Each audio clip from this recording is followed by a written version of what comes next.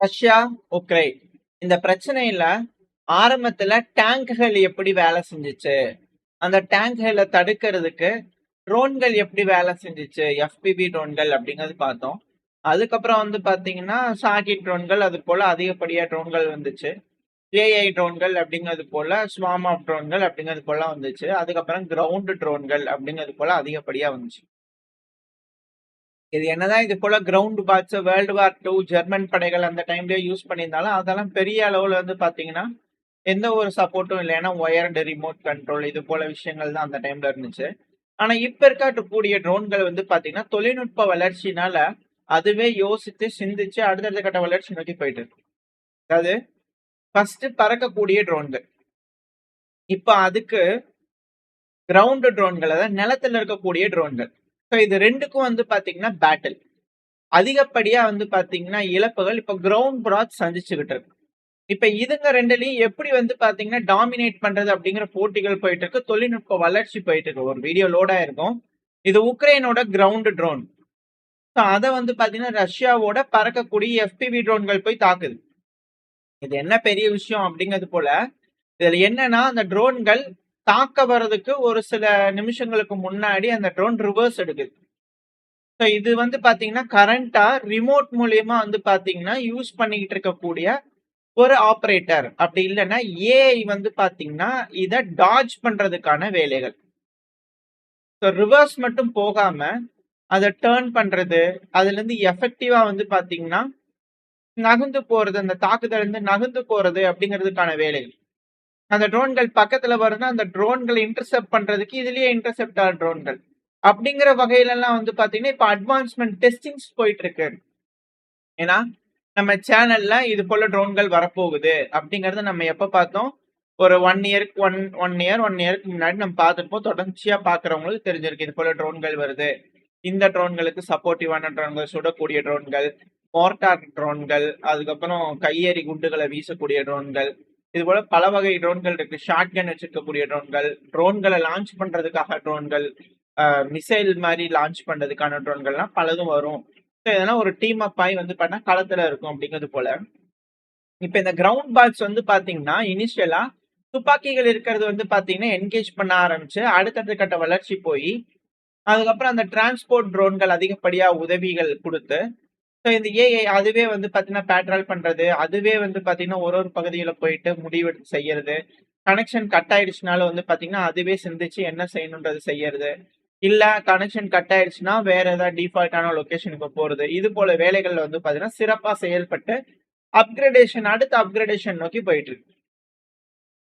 So இது வரைக்கும் வந்து பண்ணா மனிதர்களுக்கும் ட்ரோன்களுக்கும் உண்டான போட்டி இருந்தது. இதுக்கப்புறம் அதிகப்படியா நம்ம வீடியோக்கள் பாக்குறது ட்ரோன்களுக்குமான அந்த களம் யுத்தம் அப்படிங்கிறது போல வந்து பண்ணா மாறப்போகுதா அப்படின்ற கேள்விகள். அதோட தொடக்கம் தான் இது அப்படிங்கிற போல பல அனலிஸ்ட்களோட கருத்துக்கள்.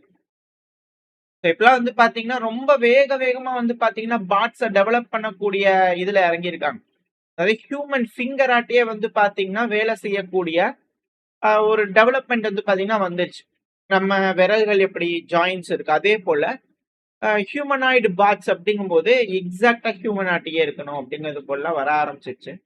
இதெல்லாம் வந்து பண்ண அடுத்த கட்ட யுத்தம், ரோபோடாக் இதெல்லாம் வச்சு பார்க்கும்போது யுத்தம் அப்படிங்கிறது ட்ரோன்களுக்குள்ள வரப்போகுது. மனிதர்களோட இழப்பு கொஞ்சம் கம்மியா இருக்கும் அப்படிங்கிறதுக்காக சந்தோஷப்பட்டாலும் டெக்னாலஜி யார் சைடு இருக்கோ அவங்கதான் வின்னர் அப்படிங்கிறது போல முடிவெடுத்துக்கிறாங்க. அப்படிங்கிறதுக்கு ஒரு சைட்ல சந்தோஷம் இருந்தாலும் இதுக்கப்புறம் ட்ரோன் யுகமா மாறும்போது ட்ரோன்கள் அடிச்சுக்கும் அப்படிங்கிற இருந்தாலும் மனிதர்கள் அதிகப்படியா எக்கனாமிக்கல் ரீதியா பாதிப்படைவாங்க. மனிதர்கள் வாழுகின்ற பகுதி, அவங்க பயன்படுத்தக்கூடிய பகுதிகள் எல்லாமே சூறையாடப்படுது அப்படிங்கிறத இதுல இருக்கக்கூடிய ஹைலைட்.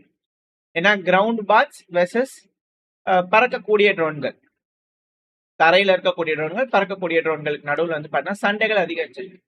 ஏன்னா தொடர்ச்சியா வந்து பாத்தீங்கன்னா இந்த எஃபிவி ட்ரோன் ஸ்ட்ரைக்கா இருக்கட்டும், இல்ல இந்த ட்ரோன்கள் சாகி ட்ரோன்கள் ஸ்ட்ரைக்கா இருக்கட்டும், உக்ரைன்ல இருக்கக்கூடிய பல பெட்ரோல் ஸ்டேஷன்ஸ் வந்து பாத்தீங்கன்னா அடிச்சுக்கிட்டு இருக்காங்க.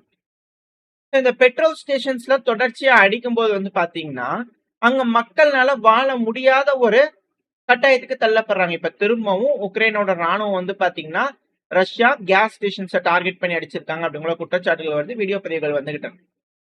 இது மட்டும் கிடையாது, டின்ப்ரோ பெட்ரோஸ்க்ல வந்து பாத்தீங்கன்னா ஒரு பெட்ரோல் ஸ்டேஷன்ல வந்து பாத்தீங்கன்னா அட்டாக் நடக்குது. இது மட்டுமானு கேட்டீங்கன்னா கிடையாது, வீடியோக்கள் லோட் ஆயிருக்கும். அடுத்த கர்கிவ் பகுதிகளில் மக்கள் இருக்கக்கூடிய பகுதிகளையும் ட்ரோன்கள் போய் வேட்டையாடிட்டு இருக்கு. ஸோ கர்கிவ் அப்படிங்கிறது ஃப்ரண்ட் லைன். ரஷ்யா பெருமளவுல முன்னேறி வந்துட்டாங்க, நம்ம ஆல்ரெடி பார்த்துக்கிட்டு இருக்கோம். FPV ட்ரோன் கண்ட்ரோல்குள்ள வந்துருச்சு.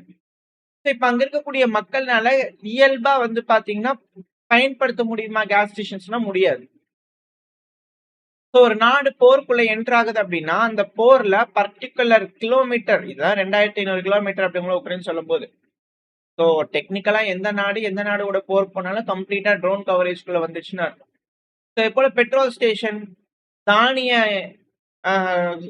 பாதுகாக்கக்கூடிய பகுதிகள், ஸோ இது போல மிக முக்கியமான பகுதிகள் பெட்ரோல் ஸ்டேஷன்ஸ், ஸோ இது போல பல வேர் ஹவுசஸ் எல்லாம் அடிக்கிறாங்க அப்படின்னா தொடர்ச்சியா தாக்குதல் நடந்துட்டே இருக்குன்னா மக்கள் இயல்பு நிலை அப்படிங்கிறது பண்ணா அதிகப்படியா பாதிப்படைய ஆரம்பிக்கும். ஸோ இதை ப்ரொடெக்ட் பண்றதுக்கு வந்து பாத்தீங்கன்னா அடுத்த கட்ட இன்டர்செப்டார் ட்ரோன்கள் அட்டாக் பண்ணக்கூடிய டெக்னாலஜி இப்ப அதிகரிச்சுக்கிட்டு இருக்கு. ஆனா இதை டிஃபெண்ட் பண்ணக்கூடிய டெக்னாலஜி அப்படிங்கிறது நிகரா இருக்கானா இல்ல. ஸோ அதை நோக்கி தான் இப்ப இருக்கக்கூடிய காலகட்டம் நகர்ந்துகிட்டு இருக்கு. இதுல இருந்து தற்காத்துக்கிறது எப்படி அப்படிங்கிறதுக்கான அப்கிரேடேஷன் ரொம்ப தீவிரமா போயிட்டு இருக்கு அப்படிங்கிறது போல செய்திகள் வந்துகிட்டு இருக்கு. ஸோ இது காலத்தில் நடக்கக்கூடிய விஷயங்கள். அப்கிரேடேஷன் என்ன மாதிரி போர் நடக்குது, வியூகம் அப்படிங்கறத நம்ம பார்த்துக்கிட்டு இருக்கோம். ஆயுதம் எந்த மாதிரி வேலை செஞ்சுக்கிட்டு இருக்கு அப்படிங்கறது பார்த்துட்டு இருக்கோம். இதுல ரஷ்யாவோட ஃபேப் ரக குண்டு களத்துல பெருமளவுல டாமினேட் பண்ணுது.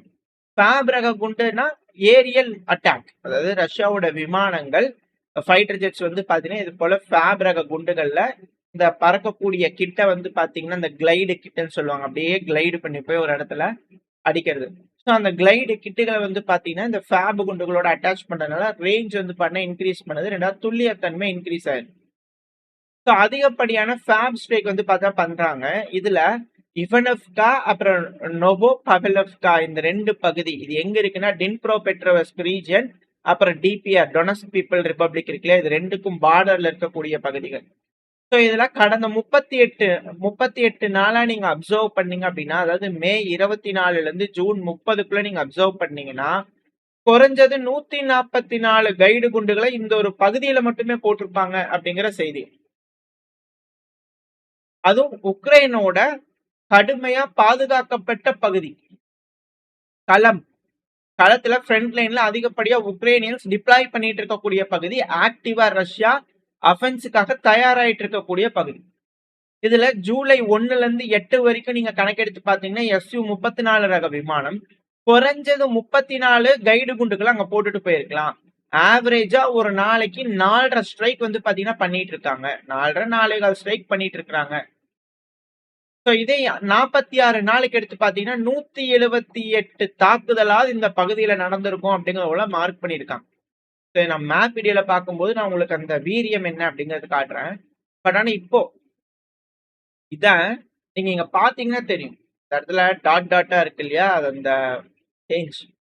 ஸோ அந்த டாட் டாட்டா இருக்கிறதுலாம் வந்து பாத்தீங்கன்னா இது போல தாக்குதல் பண்ணிக்கிறாங்க. அதுவும் எந்த அளவுக்கு துல்லியமான தாக்குதல் அப்படிங்கறது வந்து பாத்தீங்கன்னா அதுல நீங்க அப்சர்வ் பண்ணும்போது தெரியும்.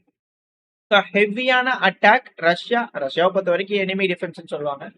ஸோ உக்ரைனோட டிஃபென்ஸ் லைனை வந்து பாத்தீங்கன்னா பயங்கரமா அட்டாக் பண்ணியிருக்காங்க அப்படிங்கிறது இதுல இருந்து நம்ம தெரிஞ்சுக்கணும். ஸோ இந்த இடத்துல அதிகமா அட்டாக் பண்ணிட்டு இருக்கனால டின்ப்ரோ பெட்ரோவஸ்க் செட்டில்மெண்ட்ஸ்ல இருந்து வந்து பாத்தீங்கன்னா உக்ரைனோட மக்களை மேண்டிட்டரியா இவாக்குவேட் பண்ணக்கூடிய வேலைகள்ல உக்ரைன் இறங்கி இருக்கிறாங்க. இது உக்ரைனோட மீடியாக்கள் ரிப்போர்ட் பண்ணியிருக்கிறாங்க. உக்ரைன்ல இருக்கக்கூடிய டின்ப்ரோ பெட்ரோவஸ்க் ஒப்லாஸ்க்கு இருக்கக்கூடிய வெஸ்லிவ்கா அப்படிங்கிற ஒரு செட்டில்மெண்ட், இந்த பகுதியிலிருந்து மக்கள் அவசரமா கண்டிப்பா கட்டாயமா வெளியேறணும் அப்படிங்கிற கட்டளைய உக்ரைனோட அரசாங்கம் விட்டுருக்காங்க. ஏன்னா போர் சூழலுக்குள்ள அந்த பகுதி என்டர் ஆயிடுச்சு, களமா வந்து பண்ண அந்த பகுதி மாறிக்கிட்டு இருக்கு. அது கூடவே நிக்கிபோல் டிஸ்ட்ரிக்ட்ல இருக்கக்கூடிய வெசிச்த்ரிவ்கா அப்படின்ற ஒரு பகுதி அந்த இருக்கும், நான் காட்டுறேன் உங்களுக்கு மேப்ல. பட் இந்த ஒரு பகுதியில இருந்தும் இவாக்குவேட் பண்ணும் அப்படிங்கிற சொல்லிக்கிறாங்க. ஸோ கீவ் உட்பட கர்கிவ் உட்பட பல பகுதிகளில் கேஸ் ஸ்டேஷன்ல அட்டாக் நடக்குது, ட்ரோன்கள் தாக்குது, ட்ரோன்கள் அடுத்த கட்ட வளர்ச்சி நோக்கி போயிட்டு இருக்கு. காலத்துல ரஷ்யா அதிகப்படியான ஃபேப் குண்டுகள் போடுறாங்க. உக்ரைன் ஒரு செட்டில்மெண்ட்ல இருந்து மக்களை மேண்டேட்டரியா வெளியேற்றக்கூடிய வேலைகளை இறங்கியிருக்காங்க. ஸோ போர் தீவிரமடைய ஆரம்பிச்சிருச்சு. இந்த டைம்ல தான் உக்ரைன் ஏர் டிஃபென்ஸ் சிஸ்டம் இல்ல அப்படிங்கிறதுக்கான ஒரு பாயிண்ட்ல நிக்கிறாங்க. ஏன்னா இன்டர்செப்ஷன் ரேட்டே கடந்து பண்ணா ரொம்ப கம்மியா இருக்கு.